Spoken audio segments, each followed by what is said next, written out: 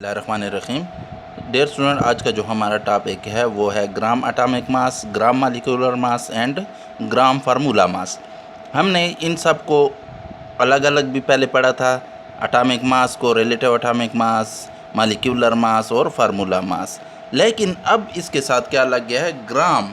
तो ग्राम जो है इसको हम ग्राम एटॉमिक मासेस क्यों कहते हैं? जब हम relative atomic masses of elements को किस में एक्सप्रेस करें, ग्राम्स में, तो उसको हम ग्राम एटॉमिक मास कहें। अब ग्राम में एक्सप्रेस करने की ज़रूरत हमें क्यों पेश आई?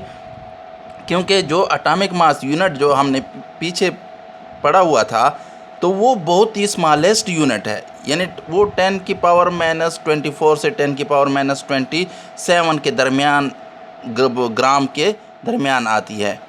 ठीक है, तो ये बहुत ही नामुमकिन सी बात है कि हम प्रैक्टिकल वर्क जब करें, एक्सपेरिमेंट्स करें, तो उसमें हम इतनी छोटी यूनिट्स को मेजर नहीं कर सकते हैं, नामुमकिन है। ठीक है, तो हमने क्या कर दिया, हमने अब इनको कन्वर्ट कर दिया ग्राम में, ताकि प्रैक्टिकल वर्क हमारा ईज़िली कैरिड हो, हम वहाँ पर हम मेजरमेंट ईज़िली कर सके। जो हमारे पास बैलेंस अवेलेबल होते हैं, डिजिटल बैलेंस, उनकी मदद से हम ये क्वांटिटी फिर ग्राम में ईजी ले सकते हैं। ठीक है, तो relative atomic masses of elements expressed in grams is called gram atomic mass. For example, oxygen का जो रिलेटिव एटॉमिक मास है वो 16 AMU है। अब हमने इसको क्या ले लिया, ग्राम में ले लिया, तो ये हमारे पास क्या हो गया, gram atomic mass of oxygen हो गया। इसी तरह सल्फर का जो हमारे पास है वो क्या आता है, relative atomic mass is 32 atomic mass unit. तो इसको कन्वर्ट कर दे ग्राम में, तो 32 ग्राम आ गए, जो 1 मोल के बराबर होता है। आगे हम मोल के बारे में भी पढ़ेंगे लेक्चर में, तो वहाँ पर आपको समझ आ जाए कि 1 मोल क्या चीज़ है।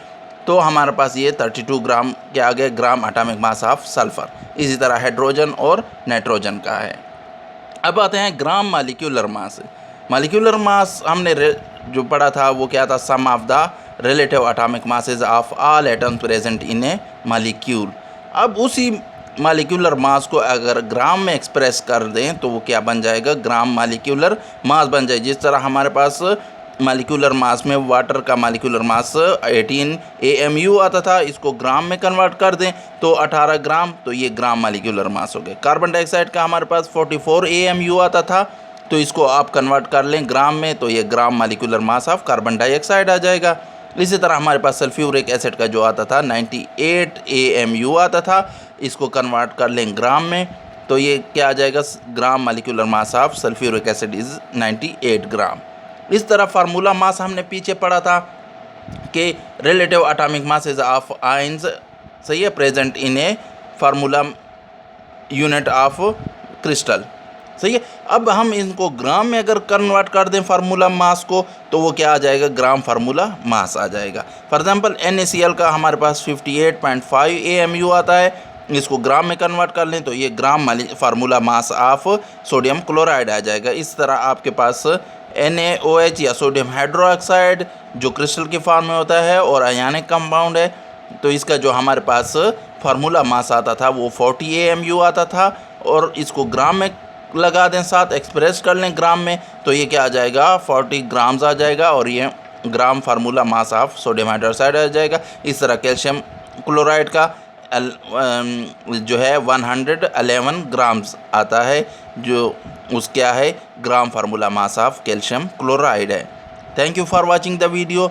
जिन स्टूडेंट सब्सक्राइब नहीं किया हुआ चैनल को वो सब्सक्राइब कर लें, ताकि जो भी नया लेक्चर अपलोड हो तो उसकी नोटिफिकेशन आपको मिल सके।